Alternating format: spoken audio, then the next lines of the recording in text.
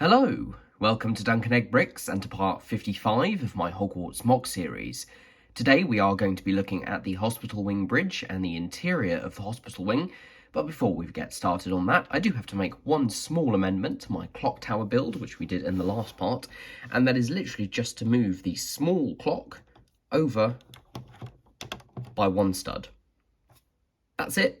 I just thought it looked better where it was after I built it. It doesn't obscure this little window decoration here, and I think it's actually in a more accurate place to where the small clock is on the original.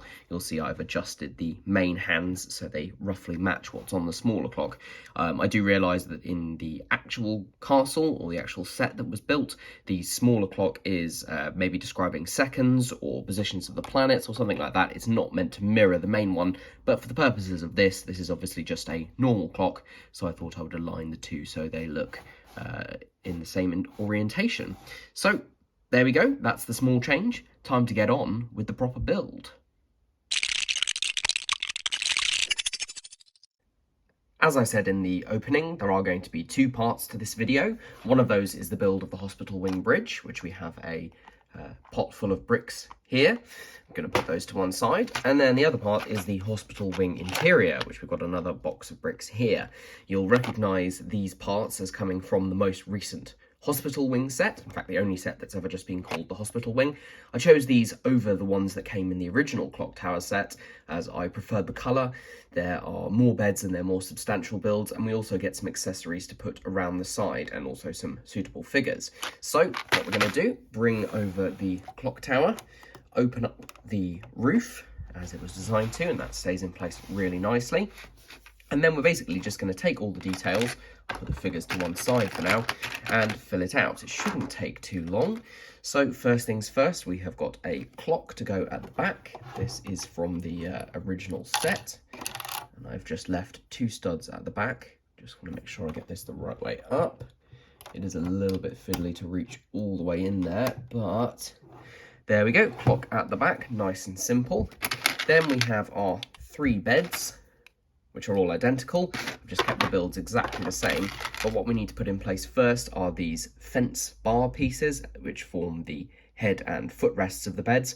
In the actual set, the headrests are built up by at least a couple of plates, if not a brick in height, but I'm actually going to leave them at the ground level. I think that's absolutely fine.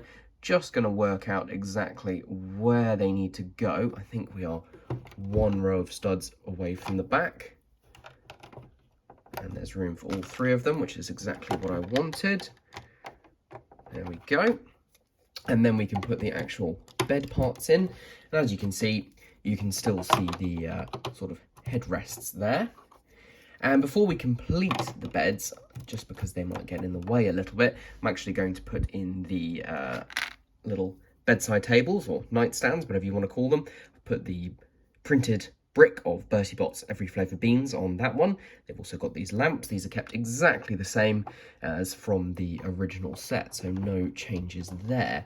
And they should fit just below the roof nicely. There we go. So those are in place. And then, as I did before, put these railings in at the foot of the beds. There we go. Got one other detail to put on one of the bedside tables, which is the bottle of Skelligro, which looks amazing with that printed baby skull. Very morbid, but it's a brilliant use of that part, and that's just going to go on this other bedside table where there's space. One other thing to add in is this, don't know what you call it, drapes, curtain, privacy screen. This was originally freestanding and actually used one of those road signs that are square with a single clip on, so that could just sit on any surface and it was fairly stable. I've replaced that with a couple of modified tiles with clips, so this can actually be studded onto the floor, and I think I'm just going to put that between beds there. Yep, and that stands up nicely. Love those stickers. And the final detail I'm actually going to add in is this stickered clipboard, which is on a bracket piece, which can either be held by Madame Pomfrey or it can actually go on the end of one of the beds like that. So there we go, there is our hospital wing. There isn't much space inside it. There is space for characters to actually lie down on the bed, so we can put Ron in there, for instance, although he should probably put his walking stick down. Yeah, and then there's space for someone like Madame Pomfrey to be put between the beds if you have to raise her arms up a little bit. But anyway, I'll leave them out of there for now. And the roof will still close. There we go. So there is our hospital wing. I think that looks pretty good. It's a good use of space. And now we just need a way to actually get from the rest of the castle to the hospital wing. And that, of course, means building what I'm calling the hospital wing bridge. I've put the clock tower to one side for now so we can focus on the hospital wing bridge. I went through quite a few designs for this. I had the basic idea. I knew I wanted to use these 1x12 arches because they're the perfect kind of shape, and I thought they would give the right kind of size and distance from the rest of the castle. But I wasn't sure how I was actually going to support the bridge, particularly the section that actually goes over where I've put the Gryffindor common room and dorms. The reason was mainly that I didn't want a lot of the bridge interrupting the interior space, particularly in the Gryffindor dorms. I was going to end up with either a wall in the middle of the dorms, or I was going to have to put a staircase in there or something like that. Decided not to go with a staircase and actually to basically rely on this being fixed, or at least temporarily placed on both the dorms side and also the clock tower side. You can see here, if you look at my last video, you've got these studs which are still left here, and that's going to actually be where part of the clock tower sits. So hopefully, if I've worked everything out all right, it'll sit there, and the bit over the dorms will just be suspended, actually using these arch pieces, and everything will work. So fingers crossed. So starting off with the section, so this is actually going to be what sits on the back wall of the Gryffindor dorms, just a couple of 2x6 plates, and then on top of that we're actually going to attach these arches in one direction, fill in the gap in the middle, actually line up all the pieces properly, 1x6 there, a couple of 1x1s in the corners because this is where we're actually going to put the 1x12 arches. So this is going to span that gap between the buildings. Within there, we're actually going to use some corner bricks to hold everything together. These are the 2x2 corners. And then to clamp everything on top of that, we have got a 2x6. So we've created quite a strong structure there. And this will all be kind of balancing on this midpoint here, but then also supported on the other side. So everything should work out okay. On top of that, we've got some 1x3 bricks, so that's going to hold that together. Basically just overlapping bricks to make the structure nice and strong. And then in the middle, a 2x2 brick. So this is going to be our main structure, and hopefully this system will work. Only time will tell. Right, I'm going to get on and build up a bit more of this, just because there's a few finicky little bits I need to create.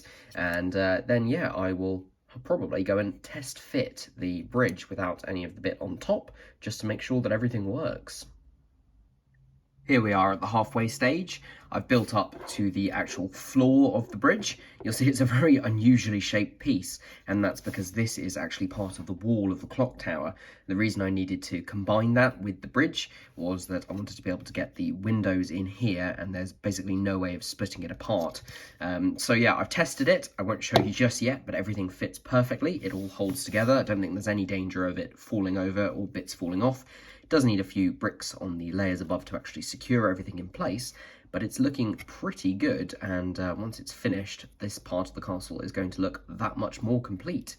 So I think it's time that I get on and start to build up the actual exterior of the top section where the bridge will actually be, and it'll be pretty much finished very quickly. So I'm going to go ahead and do that. I thought I'd just do a quick shot showing you how it looks before I put the roof on. Here I've got all the pieces for the roof, just the standard 45-degree slopes, and then little bits to go on the top. I'll show you what it looks like completed. But here it is with the main structure in place, and I just thought I'd show you this detail down at the end. I've got a modified version of the kind of cart that Madame Pomfrey has in the hospital wing set. Just moved things around a bit and reduced it in height by one plate so that it actually fits in.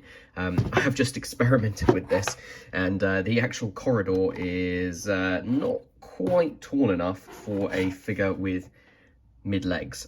So this is really more for display than it is for play or even for posing figures in.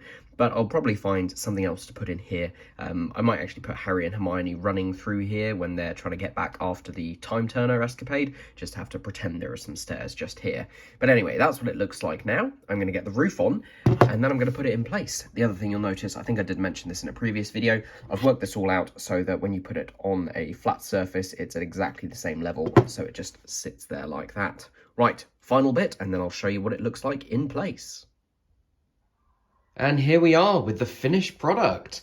It's really nice to see the clock tower looking a bit more complete. I know that you can kind of see the line where the two parts join together, but you know, at the end of the day, it's Lego, and from any kind of distance, that does look way more complete.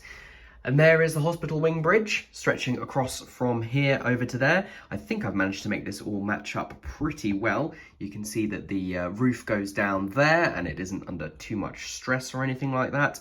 There is a tiny gap there between the end of this roof and the plates of that one, but I'm not too fussed about it. You kind of can't really tell. There's not really a place where you can see the gap too badly. And then in here, everything is also looking really good. Sorry about the focus just there. Try and get it to focus on that. There we go. You can see that coming out from in between the roofs. That's just the join where it does come off. And then it sits on those bricks over there. If I just bring you around the end, you can also see that we have the dorm in here, and then this just sits over it and doesn't actually interrupt the space, which I'm really happy about, because it just means I could use the entire length of that part of the building and yeah, fill up the interior. So there we go. That is the hospital wing bridge and the hospital wing. And I have to say, this part of the castle is looking so much better. It's actually looking complete. Obviously, you still need to do some work on the terrain underneath, but that's not a huge priority for me, although I do want to make a start designing the Slytherin common room and dorms, which will be going underneath just here. Obviously, still a lot more to do. I've got things in place here for the courtyard, as I detailed in my clock tower video, so that's going to go there. And then we'll have the wooden bridge over to the other side. And then I've got to find a place for the Whomping Willow, Hagrid's hut. I have got 2 Whomping Willows, so I'm going to combine those and then use the extra pieces to probably do bits of the Forbidden Forest.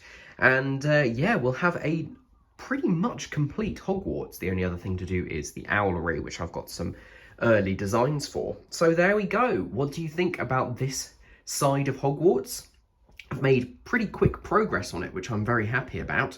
So yeah, let me know what you think, if there's anything you think I should change, and I will see you again soon for another Hogwarts update. Although in the meantime, I may have another little update, little side project I've been working on, not related to Harry Potter at all. We'll just see when my Bricklink orders arrive. So thank you very much for watching. Give the video a like, subscribe to the channel for more, comment down below, and I'll see you again very soon.